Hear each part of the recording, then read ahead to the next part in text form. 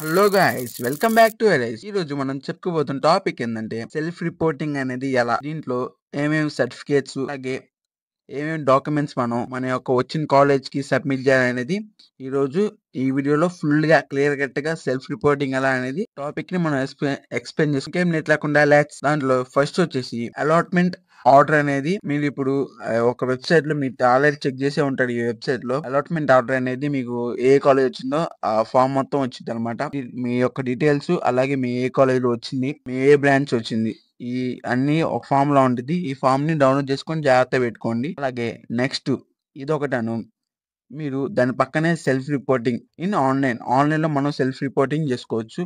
దానిలో మీరు కొన్ని డీటెయిల్స్ అడిగిద్ది, అవన్నీ ఫిల్అప్ చేస్తే లాస్ట్ లో మీరు accept my joining something allotment అది ఉండిద్ది. దాన్ని మీరు ఓకే చేస్తే మీకు ఇంకా ఆన్లైన్ సెల్ఫ్ రిపోర్టింగ్ అనేది అయిపోయింది అనమాట.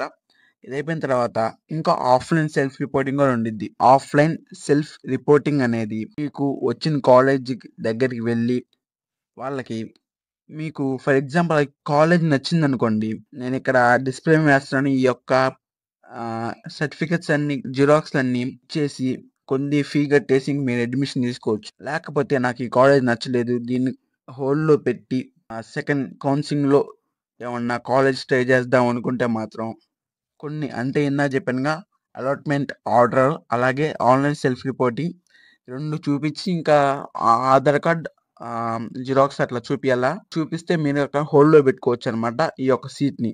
ఎప్పుడైతే మీకు సెకండ్ కౌన్సిలింగ్ లో ఏదో ఒక సీట్ వచ్చింది అనుకోండి, ఈ ఫస్ట్ కౌన్సిలింగ్ లో వచ్చిన సీట్ క్యాన్సిల్ అయిపోయింది అనమాట. ఇది చాలా చాలా ఇంపార్టెంట్, జాగ్రత్తగా గుర్తుపెట్టుకోండి. ఇదంతా ఎప్పుడంటే మీకు ఫస్ట్ కౌన్సిలింగ్ లో వచ్చిన సీట్ నచ్చకపోతే, సో మీరు జాగ్రత్తగా సెకండ్ కౌన్సిలింగ్ కూడా జాగ్రత్త పెట్టుకోండి.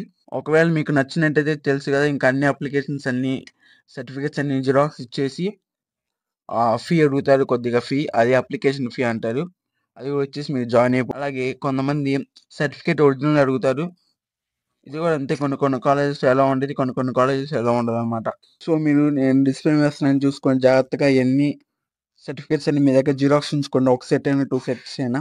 ఈ యొక్క సెల్ఫ్ రిపోర్టింగ్ అనేది ఇది మెయిన్ మీరు 26 లోపే చేసుకోవాలన్నమాట. ఈ సెల్ఫ్ రిపోర్టింగ్ అనేది వచ్చిన కాలేజ్ దగ్గరికి వెళ్ళి సెల్ఫ్ రిపోర్టింగ్ చేసుకోవాలనుకుంటున్నాను.